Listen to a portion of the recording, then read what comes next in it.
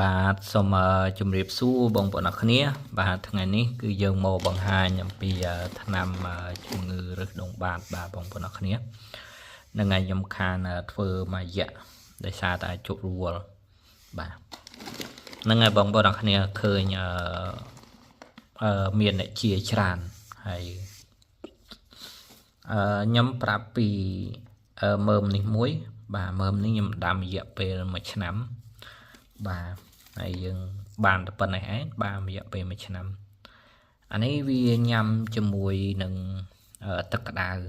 បាទហើយនេះជាថ្នាំរឹសដុំបាតបែបបុរាណណាបាទនិយាយទៅវាមាន2ប្រភេទដែលខ្ញុំហូបទៅបានជារហូតមកដល់សប្តាហ៍ថ្ងៃហ្នឹងបាទគឺប្រភេទទី1គឺថ្នាំបែបនេះបាទប្រភេទទី2គឺថ្នាំមើមបាទឈើបែបនេះបាទប្របាក់រោបាទប្របាក់រោអញ្ចឹងខ្ញុំនៅសល់តែតិចទេបាទហ្នឹងហើយនិយាយទៅកាលដែលខ្ញុំកើតជំងឺរឹសដុំបាតហ្នឹងគឺខ្ញុំធ្លាប់មុននឹងផឹកថ្នាំនេះខ្ញុំផឹកថ្នាំពេទ្យរួចអស់បាទរួចមួយរយៈធំអញ្ចឹងទៅខ្ញុំផឹកវាហើយយើងចំណាយពេលយូរមែនតើគ្រាន់តែផឹកថ្នាំពេទ្យណាហើយនៅពេលដែលយើងផឹកស្រានៅពេលដែលយើងញ៉ាំរបស់ក្តៅរបស់រឹងអីចឹងវាលៀនចេញវិញហើយបើមានពេលខ្លះវាធ្លាក់ឈាមវាបាញ់ឈាមដោយគេអាកមន់អញ្ចឹងណាអានឹងវាចាប់ផ្ដើមឲ្យសញ្ញាហើយបន្ទាប់មកទៀតគឺនៅពេលដែលវាចាប់ផ្ដើមធ្ងន់ធ្ងរគឺរឹសដុំបាតរបស់យើងវាក្តៅអង្គុយអត់បានទេអង្គុយទៅវានឹងវាកាន់តែលៀនចេញមកហើយយើងធ្វើការរឹតតែលៀនចេញមកវាក្តៅវាអត់តិចទេបាទអញ្ចឹងបងប្អូនអរគ្នាគាត់សង្កលកន្លែងទៅនឹងមួយណាបាទអានឹងដល់ដំណាក់កាលមួយដែលរឹសដុំបាតយើងវាចាប់ផ្ដើមរៀងរោទុំបាទគេហៅថាចាស់បុរាណលោកហៅថារឹសដុំបាតទុំទៅវាអត់អាចព្យាបាលបានបាទអញ្ចឹងរឹសដុំបាតរហូតដល់ថ្នាក់ទុំហ្នឹងគឺយើងបដ ாய் យើងអត់យកចិត្តទុកដាក់យើងចេះតែញ៉ាំរបស់ដែលវាអត់ផ្ដល់សារៈប្រយោជន៍ដូចយើងជាម្ទេសជាប្រហុកជាទឹកត្រីជាសូរ៉ាបាទជារបស់រឹងបាទអាហ្នឹងយើងរឹសដុំបាតយើងនឹងវិវត្តទៅកាន់តែខ្លាំងឡើងវាអត់អន់ទេបាទវាចេះតែខ្លាំងទៅហ្នឹងហើយអញ្ចឹងខ្ញុំប្រាប់ពីការដែលខ្ញុំធ្លាប់កើតបាទរឹសដុំបាតហ្នឹងខ្ញុំកើតរយៈពេលថាទៅ8ឆ្នាំហើយបងប្អូនអរគ្នាថាទៅណាបាទយើងវាយូរដាល់ទៅហើយបងប្អូនអរគ្នាបាទរហូតដល់ថ្ងៃមួយរឹសដុំបាតវាដល់ដំណាក់កាលទី3បាទដល់ដំណាក់កាលទី3វាធ្លាក់ឈាមបណ្ដោយធ្លាក់ឈាមលេបថ្នាំពេទ្យក៏លេបអត់បាត់ដែរបាទកាលទី3ដំណាក់កាលទី4គឺកម្រិតធ្លាក់ឈាមអត់បាត់បណ្ដោយបាទអញ្ចឹងខ្ញុំដល់ដំណាក់កាលមួយដែលវាធ្លាក់ឈាមអត់បានបើសិនជាសម័យបច្ចុប្បន្នគេមានពេទ្យសម្រាប់ទៅពេទ្យទៅគេដាក់ឈាមបញ្ចូលឈាមទៅគេខាត់ឈាមខាត់អីវាបាននៅណាបើចាស់បុរាណគេហៅតារឹសដុំបាតហ្នឹងវាទុំបាត់ទៅហើយបាទវាទុំវា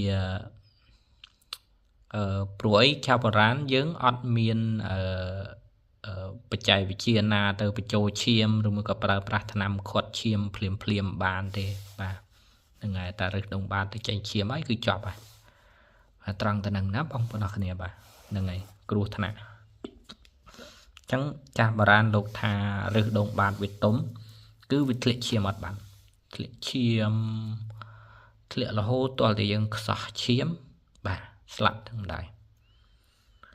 អាហ្នឹងដូចគ្នាបាទខ្ញុំដំណាក់កាលទី4បាទធ្លាក់ឈាមរហូតទាល់តែខ្ញុំបញ្ចូលឈាមបងប្អូនរបស់ខ្ញុំអស់2កំប្លោកបាទទៅបានគេដាក់ថ្នាំខាត់ឈាមខាត់អីលេចកាត់ទៅបាទអស់ប្រហែលជា$1000ជាងបាទចេញពីពេទ្យមកគឺយើងចាប់ផ្ដើមផឹកថ្នាំខ្មែរទាំងម្ដងព្រោះអីថ្នាំពេទ្យហ្នឹងគឺខ្ញុំប្រើអស់លទ្ធភាពបន្ទាប់មកទៀតនៅពេលដែលខ្ញុំប្រើគឺបានមួយរយៈបាទឃើញថាឬដងបាតរបស់ខ្ញុំវាលឹបទៅវិញវាអត់មានបញ្ហាអីទេបាទរហូតមកដល់បច្ចុប្បន្ននេះគឺវាបាត់ទៅវិញហើយវាឈប់ធ្លាក់ឈាមផឹកស្រាក៏បានញ៉ាំប្រហុកក៏បានញ៉ាំម្ទេសក៏បានអូបច្ចុប្បន្នហ្នឹងញ៉ាំស្ទើរតែគ្រប់មុខបាទវាពិបាកនៅពេលដែលយើងកើនបាទហើយវាពិបាកនៅពេលដែលយើងធ្ងន់ធ្ងរប៉ុន្តែបើយើងនៅស្រាលអញ្ចឹងយើងមិនបញ្ញាប់រោវិធីព្យាបាលទេយើងទុកទាល់តែវាដល់ដំណាក់កាលធ្ងន់ធ្ងរបានយើងរត់បាទប្រើប្រាស់នេះប្រើប្រាស់នោះពេលខ្លះ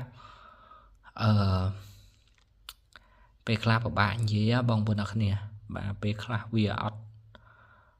ត្រូវតាមចិត្តដែលយើងប្រាថ្នាថាអូញ៉ាំភ្លាមឲ្យវាជាភ្លាមប៉ិតបាទវាមិនអាចទេបងប្អូនអរគ្នាគ្រាន់តែយើងត្រូវការចំណាយពេលវេលាបាទហ្នឹងហើយពេលខ្លះឬដងបាតយើងកើតរយៈពេល7-8ឆ្នាំអីយើងចង់ទៅញ៉ាំរយៈពេល1ថ្ងៃ2ថ្ងៃអីជាមិនកើតបាទហ្នឹងហើយមានន័យថាជំងឺនឹងវារ៉ាំរ៉ៃបាទជំងឺនឹងវាដល់ដំណាក់កាលមួយដែលរងចាំតែទុំទេបាទតែទុំគឺធ្លាក់ឈាមបែបហ្នឹងតែបើទុំហើយធ្លាក់ឈាមបើអត់លុយទៀតបាទទៅហើយបងប្អូនអរគ្នាអត់នៅទេបាទគឺរងចាំតែថ្ងៃ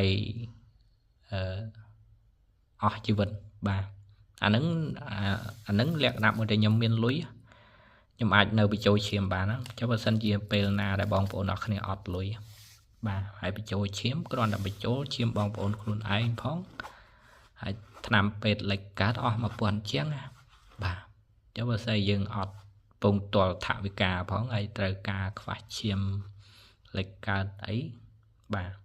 ចប់ហើយបងប្អូនអរគ្នាអញ្ចឹងបណ្ដាអ្វីដែលយើងអាចព្យាបាលបានយើងព្យាបាលសិនទៅបាទយើងកុំទុកឲ្យវាធ្ងន់ណាបាទទុកឲ្យធ្ងន់ពិបាកហ្នឹងហើយ